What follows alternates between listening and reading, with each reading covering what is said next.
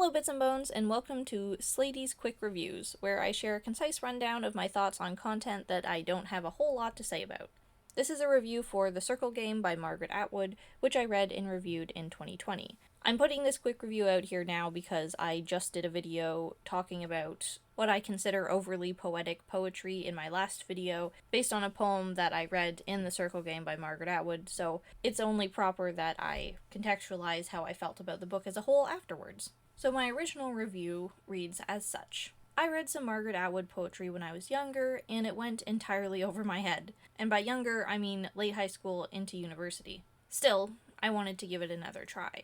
What shines about Atwood's poetry collection to me is not the poetry. You can see through her choice of words what a poignant writer she is, in general, but it did not suit my taste for poems. Some of the line breaks and punctuation disrupted flow more than it created it, and it would have suited her to have long, wordy prose poetry lines than the small, chopped-up ones that we get.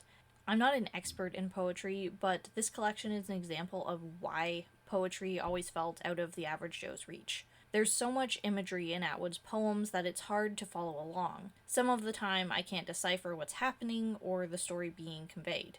It's too poetic, if you know what I mean. I really enjoyed some of Atwood's construction of images, but it was more than I could handle majority of the time. And now a word from Presence Lady.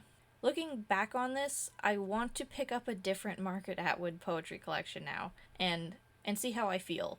If I'm able to get more out of her writing than I did before, or if that style of poetry is just outside of my scope of proper appreciation. It's hard to know until I've indulged in at least one more, especially now that I've got several other poetry collections under my belt.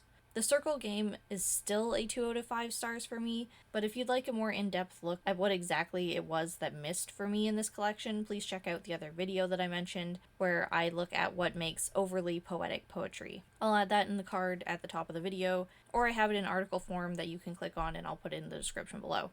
Sometime I'd like to make a video on the spectrum of poetry to better pinpoint where my taste lies so I can better offer you recommendations. So if you'd be interested in that, let me know and I'll try to put one together with my tiny brain. Anyways, as always, thanks so much for watching. Special thanks to my patrons, and if you'd like to support me and my content, there's a link to my Patreon in the description below. Thanks again, and I'll see you in the next video. Bye!